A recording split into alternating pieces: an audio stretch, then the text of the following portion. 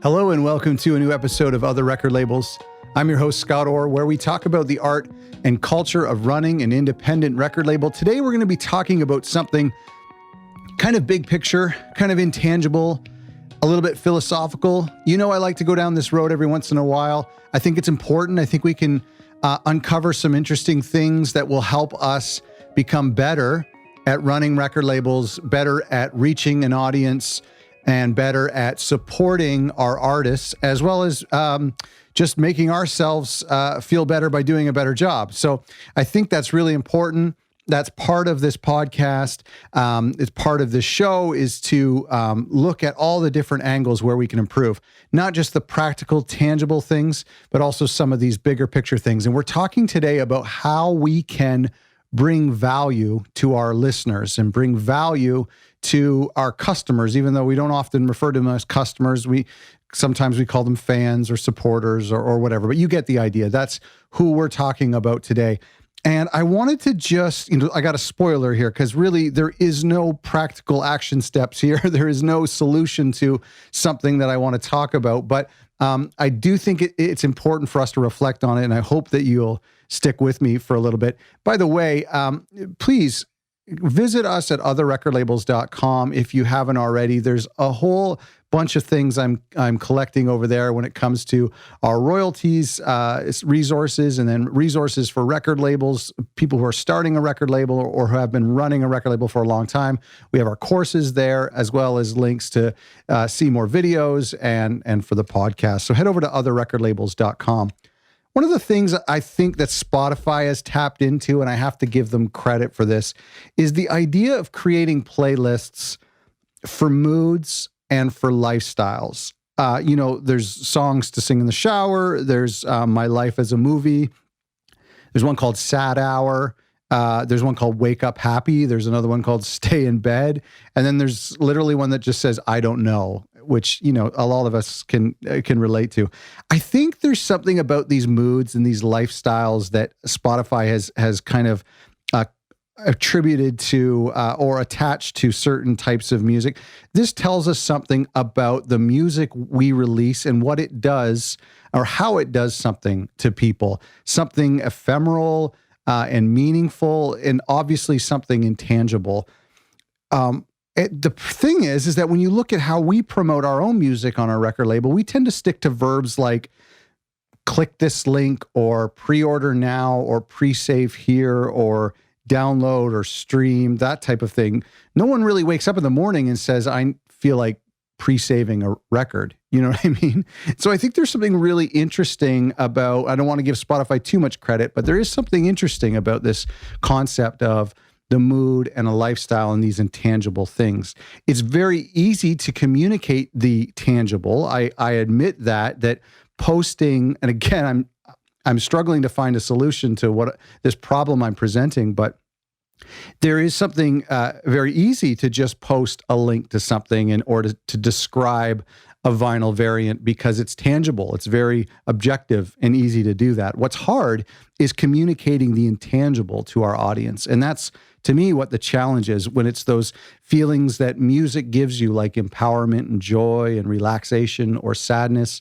Like I said, I don't really have the answer to this. I have a couple steps that I think that we can take that will impact the way we promote our records and promote our artists that I hope will start to scratch these itches a little bit.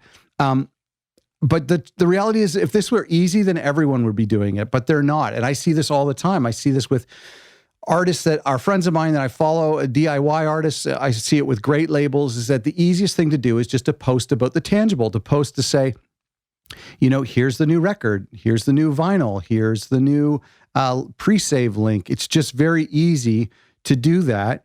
But our job as labels is to build a bridge between the artists and their creations, as well as the music listener and their passions. I like to think of it this way. If you were at an ad agency, say it was like on an episode of Mad Men or something, and you had a client coming in to hear your pitch on how you were going to build a campaign around their product, and your pitch was, okay, we're going to put a sign up in the grocery store that points to the product and says, buy this product, and we're going to have a sign outside the grocery store that says, go into the store and buy this product. I mean, you wouldn't really get that contract, right? You wouldn't get that client. Like, it seems absurd. And yet that is kind of the lazy method that we do, is we kind of, and you think of the ad agencies and what they used to do, about how they used to attack more things like, how does this make you feel? How do these products make you feel? What do they do to you on an emotional and on a personal level? Who cares about the features or the different elements of it? It's what is the end result? There's this great book I just finished reading called Well Designed. It's got a beautiful yellow cover. I forget the author now, but it's from Harvard Press. It instructs us to shift our thinking from being in charge of a product to being in charge of value. So that's really kind of where I wanted this to base this episode out of, is this idea of thinking less about this product in front of us and thinking more about the result and the value that it brings. Value is a human thing. That's what we have to remember. It's not a tech thing. It's a feeling, not a feature. So let's talk more about experiences. For example, let's think of an airline company, a commercial for an airline company. When you think of a commercial for Delta or Southwest, you always imagine the destination. That's always what they promote, whether it's a nice couple walking on the beach somewhere in the Caribbean or it's Disney World. They're always showing you the destination. They don't talk about the specs of the airplane or the safety features. It's more about the destination. I don't know if this is true, but I bet you if you were to look at all of the commercials for airlines, I bet you there are more beaches shown on TV commercials for airplanes than there are actual airplanes. I can't prove that, but I bet you it's true. So now what? How do we take this information, and if you agree with me on this problem, how do we find a solution, or how do we implement showing more value to our audience? I think the first thing is to highlight the results. Like Spotify's playlists, for example. Spotify playlists, the first thing you see is stay in bed. It's a picture of a bed, maybe someone just relaxing in bed, and the title says stay in bed. And then there's 100 songs. Well, they don't really talk about the artists or the songs or what's on there. Of course, that's a different subject. They're definitely marginalizing the creators in this regard. But for this conversation, let's observe and put that to the side. But the first thing you see is the results, stay in bed. And then you go, okay, that's me. And so I think we need, as record labels, when we're working on promoting some of our releases, is to find out how we can promote the results first, or at least in tandem with some of the more practical and tangible things. And so think about what that means. And maybe it means you are supporting an artist, the fan is supporting an artist who can have a sustainable career. That's the result when you buy a record. Maybe that artist stands for a really important social justice issue, and that when the fan buys a record or supports that artist or goes to a show, they are in turn supporting that social justice issue. So we're now, again, talking about the result. Maybe it's just something as simple as the genre.